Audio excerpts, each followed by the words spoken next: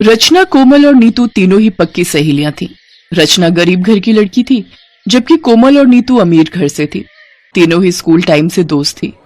जिस स्कूल में नीतू कोमल पढ़ती थी वो बहुत ही महंगा स्कूल था, लेकिन ईडब्ल्यूएस में रचना का नाम आ जाता है, जिस कारण वो भी उनके स्कूल में पढ़ती है और वहीं वो तीनों दोस्त बन जाती हैं। स्कूल खत्म होने के बाद कोमल और नीतू आगे की पढ़ाई के लिए विदेश चली जाती हैं और गरीब रचना अपनी माँ के साथ घर के कामों में हाथ बटाती है। माँ, मेरी वजह से आपको लोगों के घरों में झाड़ू बर्तन करने पड़ते हैं और फिर रात को बैठकर इन शर्ट के धागे काटती हो।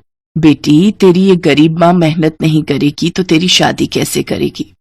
बस एक बार तेरा घर बस जाए, फिर चाहे मैं मर जाऊं। ऐसी बात मत करो माँ, पिताजी तो मुझे छोड़कर पहले ही जा चुके हैं और अगर तुम भी चली गई तो मेरा क्या होगा?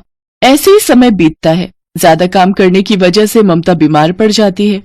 फिर घर चलाने के लिए रचना अपनी माँ की जगह काम करने लगती है। कुछ महीने ममता ऐसे ही बिस्तर पर पड़ी रहती है। फिर एक दिन ममता रचना से कहती है, बेटी, तू तो मेरी हालत देख ही रही है। मेरी मान तो अब तू शादी कर ले, अपने हाथों से तेरी शादी कर जाऊं, बस यही आखिरी इच्छा है। ठीक है माँ, तुम जिससे कहोगी मैं शादी कर लूंगी। रचना दिखने में सुंदर थी, इसलिए उसकी शादी एक घर में तय हो जाती है।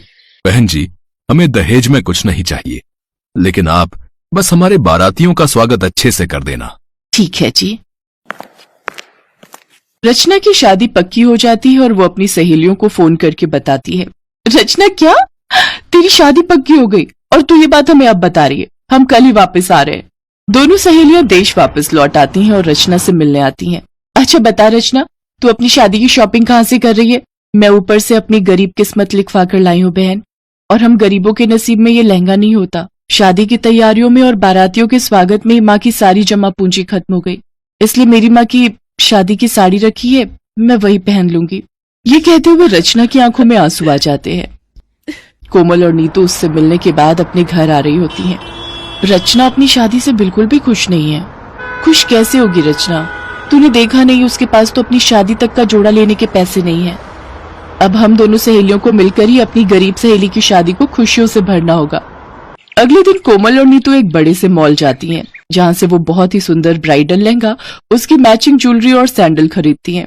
फिर वो लहंगा लेकर रचना की शादी वाले दिन उसके पास आती है, जहां रचना अपनी माँ की शादी की फटी हुई साड़ी, जिसका रंग भी फीका पड़ चुका था, उसे पहनकर बैठी हुई होती है। कहाँ रह गई थी तुम दोनों? कब से तुम्हारा इंतजार कर रही थी। ये लो रचना, तुम्हारी दोनों सहेलियों की तरफ से तुम्हारा शादी का जोड़ा। ये तो बहुत महंगा लगता है, तुम्हें मेरे लिए इतना महंगा ब्राइडल लहंगा लाने की क्या जरूरत थी? हमारी सबसे प्यारी सहेली की शादी हो रही है, तो क्या हम उसके लिए इतना भी नहीं कर सकते? हाँ, आज तो हम तुझे अपने हाथों से सजाएंगे और तुम देखना, सभी हमारी सहेली को देखकर हैरान रह जाएंगे। इसके बाद रचना वो ब्राइडल लहंगा पहनती है। वो उस ब्राइडल लहंगे में बेहद खूबसूरत लग रही थी। रचना के प्रति अपनी सहेलियों का प्यार देखकर ममता की आंखों में भी आंसू आ जाते हैं और वो उन दोनों को ढेर सारी दुआएं देती है।